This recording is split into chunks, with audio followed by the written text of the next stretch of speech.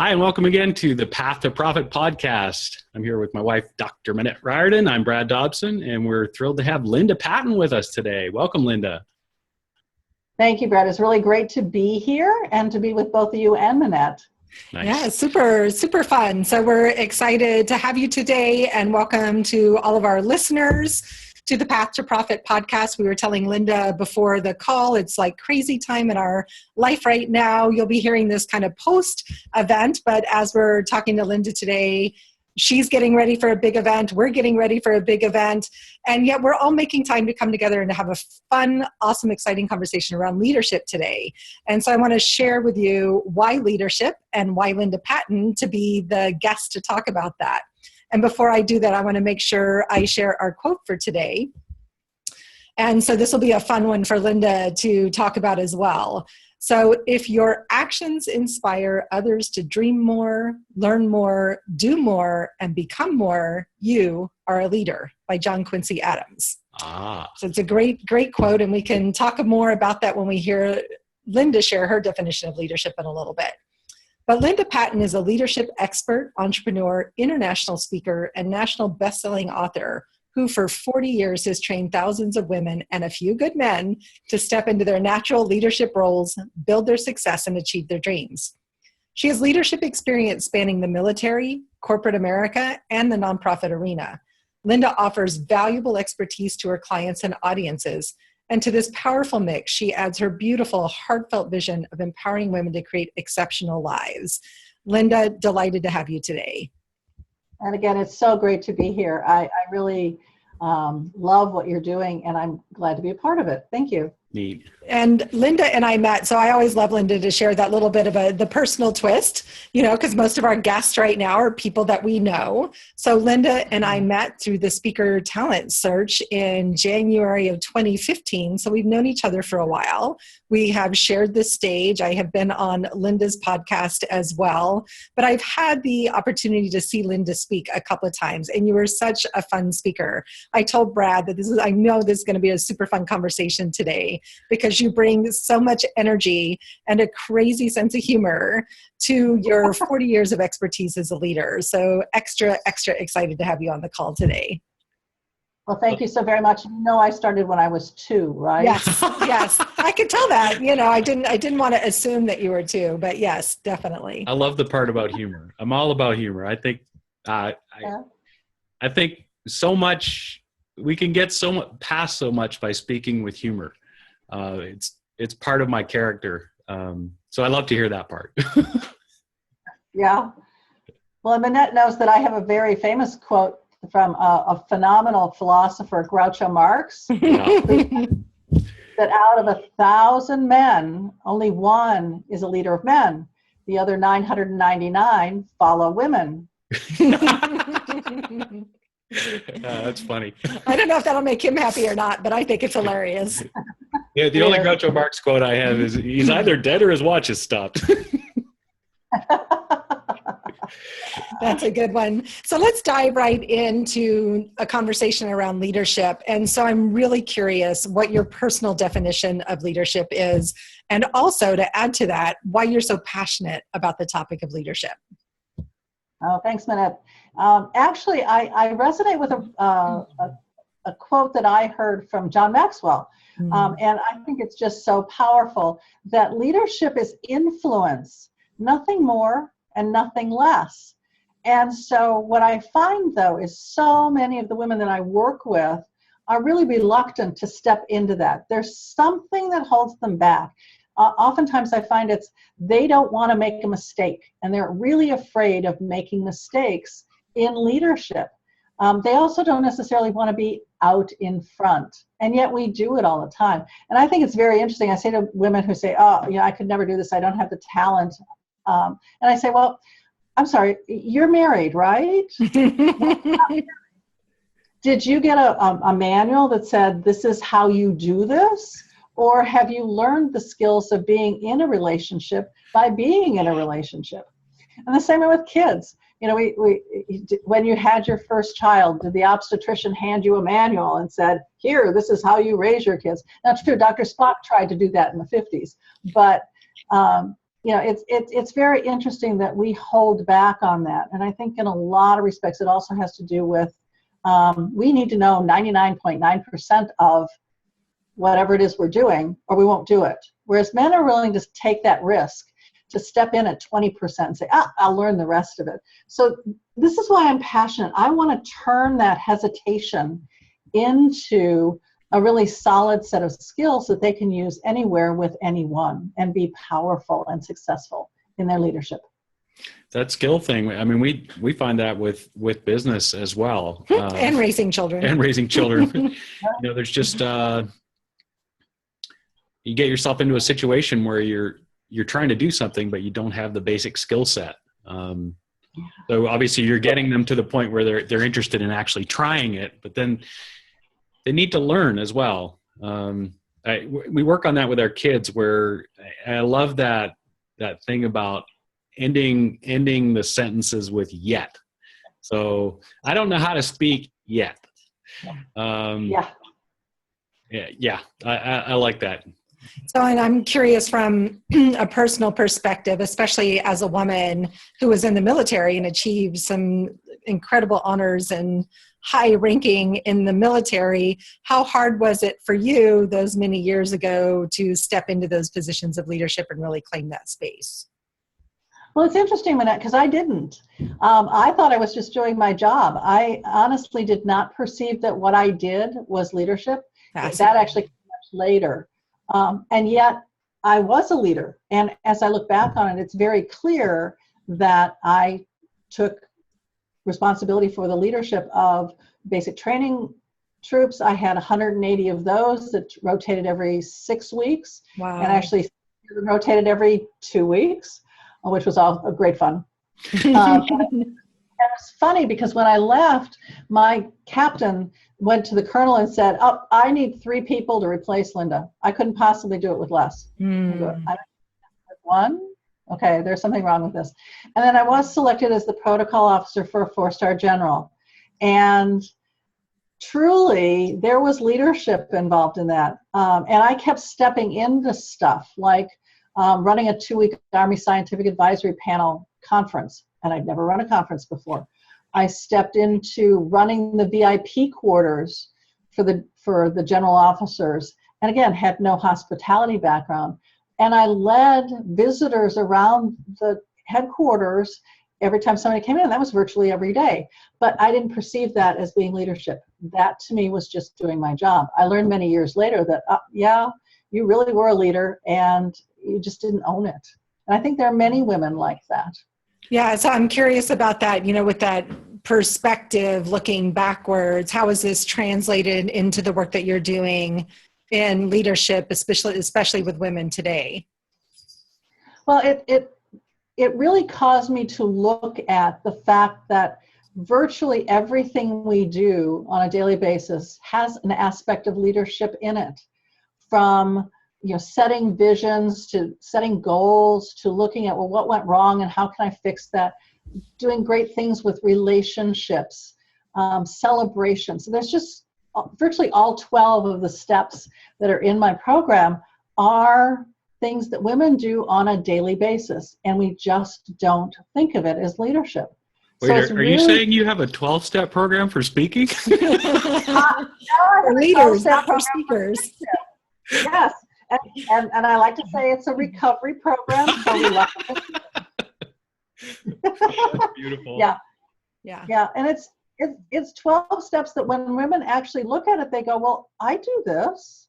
I actually have an assessment that I put together of common everyday things that we as men and women do on a daily basis that we don't see as leadership, but indeed it is. It's taking on the street fair that you're having outside your house, and you're going to have a huge barbecue, and you take on the barbecuing of it, Brett.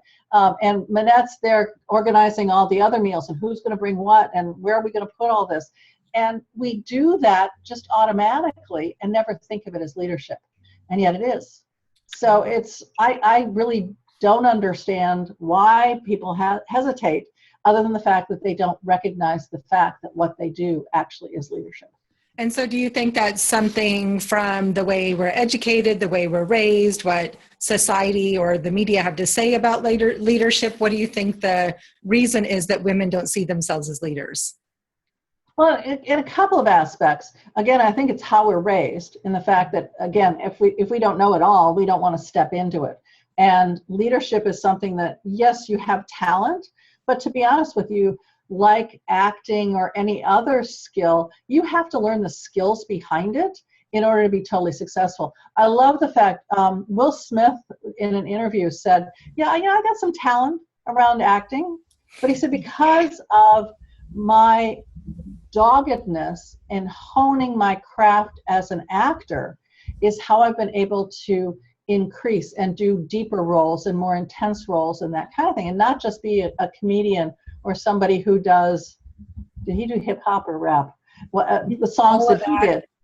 Yeah, he actually truly believed that you had to hone the skills in order to be successful. And this is where I think we fall down in a lot of respects, is that women don't often get asked to step into this. I do have a real quick statistic. Here in the States, women in C-class jobs and board of directors, there's only about 10% of those positions that are held by women. And that statistic has remained the same for the last 10 years. Wow. But I ran into, not literally, the assistant consul of the Israeli consulate here in San Francisco. And she said, we ran into the same problem. We only had about 10 to 15% of the women in government in key positions were women. They were all men.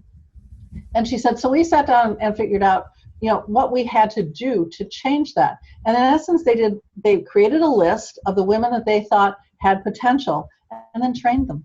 And they're at 40% now. So definitely we need the education to make that happen, and we have to step into it. We can't hang back and say, oh, well, if I'm good enough, they'll pick me. No, leaders step into that role. Yeah, I wanted to interject. I wonder how much women, I guess women in this case, struggle with because they don't have those role models, because there's such a lower percentage, or just in general, people that maybe don't have as much self-assuredness struggle with saying they're a leader because they're not in a job that is where the job description is leader.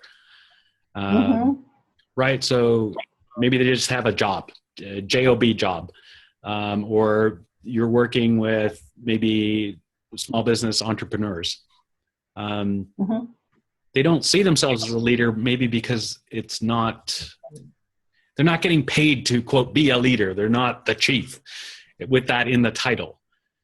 So it's a struggle for them to envision how they could self-describe, self-identify as a leader when they're not getting, quote, or getting paid for it, really.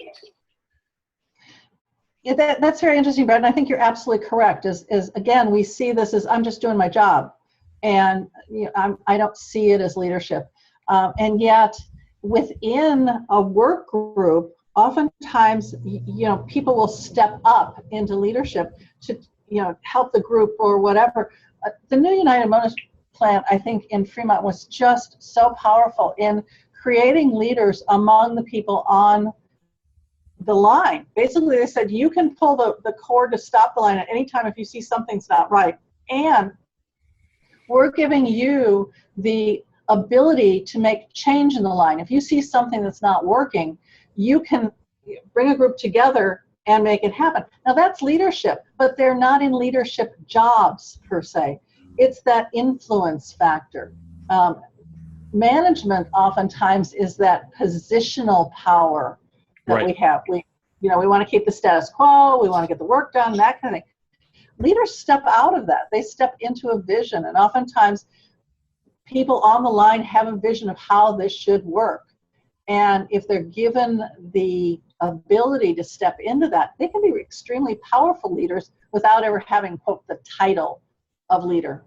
Right. And of course, a lot of it is the perspective of the people on the other side of the equation, the lead, the sheeple in that case. I mean, you're not necessarily, you're not a leader if you're not inspiring and charismatic enough for people to respond to you. Do you have to work with people to show them that they are actually inspiring people, or they do actually have the charisma to change other people's minds? Well, and I don't know that charisma is all that it's cracked up to be. I do agree that they have to be inspiring, that they have to have a passion for what they want to do. And I do know in this one team, they as a team had a passion. And part of it was because they had to. It was a mixed group, and they in the plant, they rotated among the various aspects of the line. And they got to the spare tires and realized that half the team wasn't going to be able to work on this because it was a man's job. It had never been defined as a woman's job, because you had to pick up the tire and you had to put it in the back and screw it down. And this was a lot of heavy lifting, and quote, women couldn't do that. So the team actually created a device where the tires were put on a conveyor belt that then had a swing at the end where it swung it into the back of the car, and all you had to do was go in and twist the bolts. Anyone could do that. A child could do it. A monkey could do that. Right. But it took that group to be inspired to make change. And so that, in essence, they led that charge. And I think that's really key, is that one, you have a vision, where are we going? And two, can I tell people about it? And then can I inspire them to come along with me? One of my favorite generals, although he does have a bad rap, General MacArthur, in World War, there was a series that was on right around the time of the D-Day anniversary a year or so ago, and they were showing the generals in World War I, and then what that did for them in World War II. And of course, you had people like Churchill and Roosevelt who had horrible mistakes. And this is a place where I go, look at what they did. Look at Gallipoli. Look at what happened. And yet Churchill still stepped up to lead a nation into a victory. MacArthur is on the ground in front of his troops, leading them on the battlefield. He's not sitting back in a bunker somewhere. Now, true in World War II, Marshall had a philosophy of, if you're not out with your troops, you're not out. You're out of here, literally. Right. He fired more generals than we know of because they weren't leading, they were managing. So big difference. Right. Interesting. So could you say a little more about that? That's the second time that kind of management concept came up, and I'm curious about the charisma piece as well, but talk a little bit about the distinction between managing and leading people. Management really, everything is directed down. So in other words, the manager gets, this is what we're doing, this is how you're going to do it, and their job really is to just make sure the work gets done. Not to rock the boat, not to change the status quo. We have a quota, and we must meet that quota, and let's not exceed it, because then we'd be in all sorts of trouble.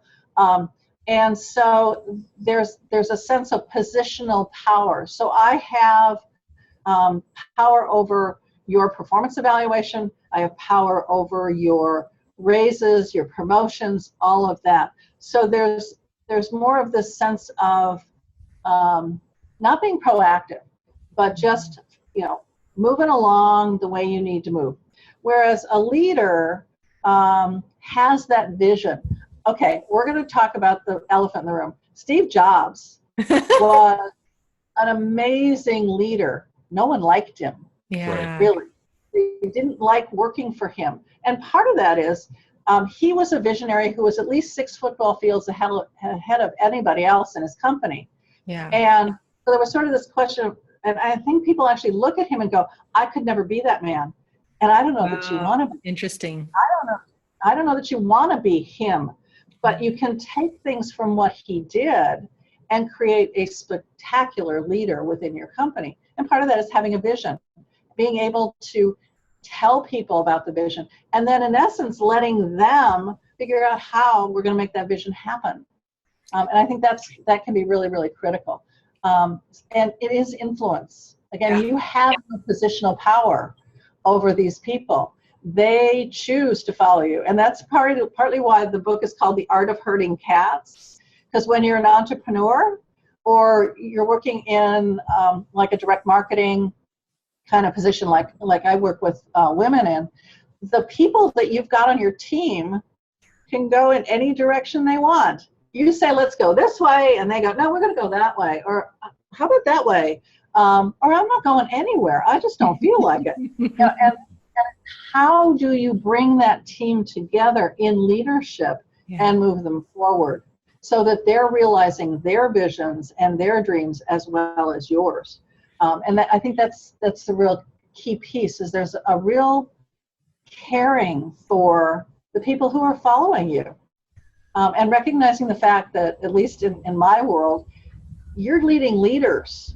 You're not just leading little cats. I did love the New Yorker cover that had Obama herding cats. They were little cats. I'm going, no.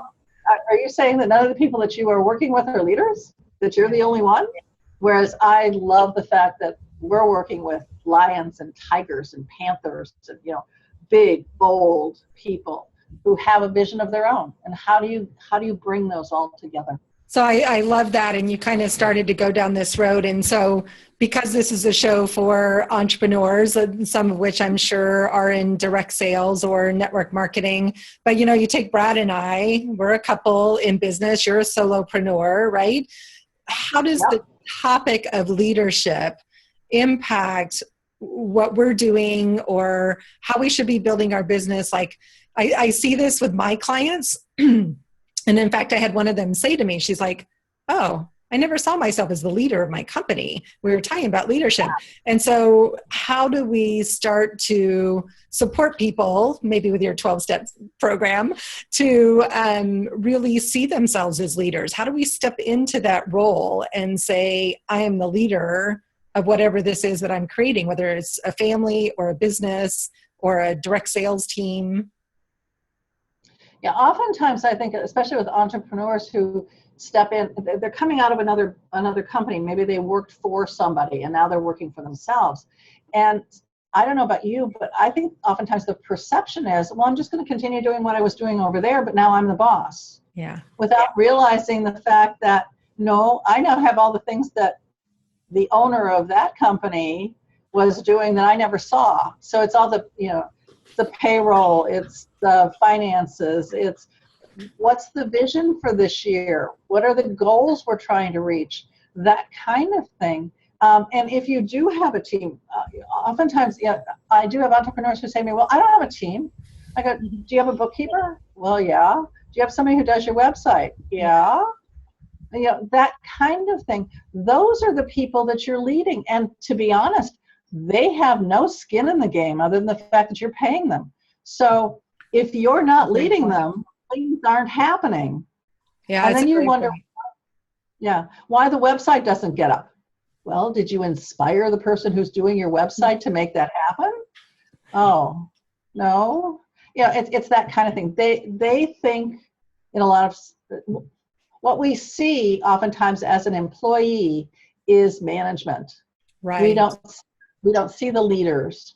And so when we leave to start our own company, we're replaying the video we took of our bosses and going, okay, this is what I have to do. And it's not. I had a wonderful woman who, she's done a number of things, but she actually started a magazine and grew it. And she said, I was a reluctant leader. I walked in and thought, all I have to do is manage these people and things will happen. And yeah, I'm that person. Yeah. And she said, I realized as we were going down the tubes that if I didn't get my act together as a leader, we weren't going to have a magazine to publish any longer. And so she, read some books and saw articles on, because this was before I met her. And she said, I really had to step into that leadership role and, define our vision, set our goals, and then really develop some really key relationships with the people in my team and find out why they were there, what motivated them, and making all that happen. Yeah. I love that. So as someone who also owned a publishing company and had a print magazine. No, it wasn't me. Was it me? It might have been. Maybe we had this conversation when you interviewed me. It's highly possible. We had that conversation on your podcast. Leadership Stars. Yeah, because that's so funny. I'm like, that sounds just like my story. That's hilarious. But yeah, it is that sense of really having to see myself as a leader. And it's different than just being a motivational speaker. Like back to that John Quincy Adams quote about, your actions inspire others to dream more, learn more, do more, and become more. I love that quote. And I love everything that you've shared. I'm over here taking notes. And within the last couple of years, I read this amazing book called The Confidence Code. And it talked a lot about women in leadership. It was written by 2 women journalists, and they went out and did a lot of studies. And you said something at the beginning that was one of the key points they shared, is that women often think that we have to be perfect before we will apply for a promotion, start a new business. I see perfectionism being a real challenge to women stepping into their leadership. So how do you answer the comment from one of your clients or when you speak that I couldn't possibly be a leader? I wasn't born to be a leader. Yeah. Well, we always have that challenge of nature versus nurture. And I truly believe that everyone has some talent in leadership. Otherwise, we couldn't do what we do in our families and in our homes and on our neighborhoods and that kind of thing. It is truly the skills that we need. And women are not necessarily willing to step into that. Also, we have the challenge of, we look at role models. So we look at women like Margaret Thatcher. We look at Cruella de Vil. Gotta be the ice queen, right? Yeah, Wonder Woman. And so, I have to eat my young, in essence. I can't be a woman. I can't bring the feminine qualities into my leadership. And that's so totally wrong. The whole collaboration, the wanting to get relationships, being vulnerable. Actually, men today are looking at those characteristics and saying, gee, maybe I need to soften a bit to be more effective. So we have a lot to offer as far as leaders. And I truly say to people, you need to learn the skills. Learning the skills will fine-tune what you're able to do as a leader, and you will soar. And I think that's just really, really, really important. I read I think it's called the Athena Doctrine, and it had to do with how women will change the world and a few good men as well. And so how would you define those good men? I got to ask, because I'm sitting next to what I would consider one of them right here. But, it's a slope in today's workplace to talk about women and a few good men. And so I'm curious, how do you define that? I define a good man as someone who's open to both sides of themselves. So not only are they really great at the masculine qualities that they were raised with, basically, but they're also willing to look at and to step into the strong feminine qualities as well, and to really be a balanced person. And women have to do the same thing. We have to look at the male side and say, okay, there are things that I need to be successful, but I'm keeping the female side as well. So that's how I see really strong leaders, is that they have a good mix of both. Yeah. I think Dianne Feinstein, when she was the first and only female mayor of San Francisco, she truly believed that in order to be successful and heard and powerful, that she had to dress like a man. Yeah. And if you remember, she was in very classic suits and the big bow tie. Yeah. Yeah. And I think that generationally that has softened, right? As time has gone by, but that was particularly true in the 80s, the Gloria Steinem feminist and that whole period. But that was such a great answer about that we both need to look at the balance of the masculine and the feminine skills that we bring to leadership. We got that same thing from Kimmy Avery, who was on the podcast last episode, I think, talking about relationships and talking about how, the two parts of the couple need to bring both parts of femininity and masculinity to the table. Absolutely. That's interesting. That mirrors that. Yeah, definitely does. And, especially from that concept of leadership inside and outside of relationships. So as we're, drawing near to the end of our time, what is the one tip that you would love to share if someone really is stepping into their leadership and beginning to own themselves and see themselves in that role? I think, to be honest, the most powerful piece of leadership is really developing deep relationships with the people you're working with. When you have deep relationships, the other 11 steps all sort of come together.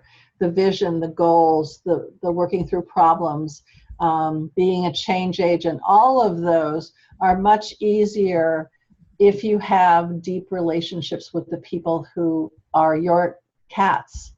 And unfortunately, that includes your clients as well as your team, right? Exactly. I will tell you a real quick story. I have been in multi-level marketing, and I still am in one or two. And I get a note from my upline that says, "Hi, noticed you hadn't done your auto ship, and oh, by the way, your team only has 957 points. What are you doing?"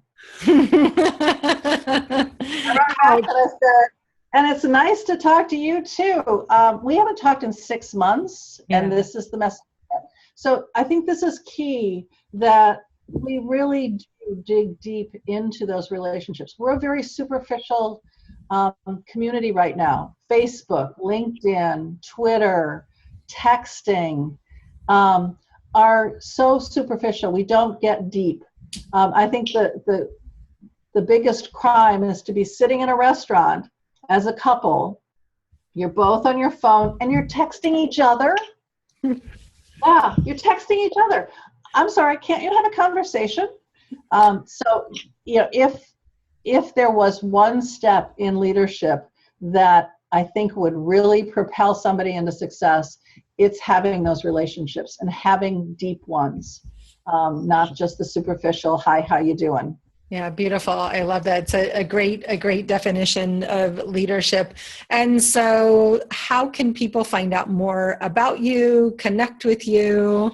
Do you have a free gift that you'd like to share with everybody today? I do. I have a free gift that is actually the first chapter of my book, Nice. The Art of Hurting Cats, Leading Teams of Leaders.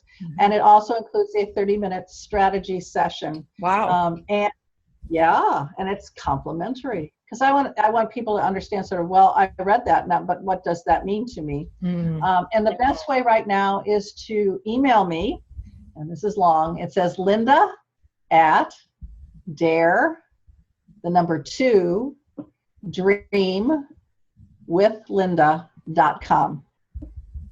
Linda at Dare to Dream with Linda with the number 2. And we'll have this all in the show notes so people can just click on it and find that. But Linda at dare, number 2, dreamwithlinda.com. And The Art of Hurting Cats is the name of her book. I love that. Yes. I think we might have to get that one. We have it. We talked about, what did we talk about today? We talked about The Art of Hurting Cats. We talked about the Athena Code. Doctrine. The Athena Doctrine. And the Confidence And Code. the Confidence Code. We had a few books today. Good stuff. And I think one of the things, a big takeaway for me was remembering to care for the people who are following you. And how important service is in leadership, without going into the whole concept of, servant leaders, which is a whole different conversation, but just remembering to care for people, right? Yes. And then just remembering that leadership is a skill that anybody can develop. Exactly. So exactly. I've got all my notes here. So lots of great. I'm madly scribbling my little notes over here. Been writing furiously. So many great strategies. Linda, thank you so much for taking time out of your schedule to be with us. And I feel like you've really inspired other women to step into leadership and see that everything that we're doing on a daily basis is about showing up as a leader in our lives and in our companies. Good stuff. Well, thank you so much. And I'm honored to be here. And remember to step up, step in, step out, and own your leadership. I love that. Say that again. Step up, step out, step in, and own your leadership. Good Nice. stuff. I love it. Okay. Well, this was fun. I enjoyed this, Linda.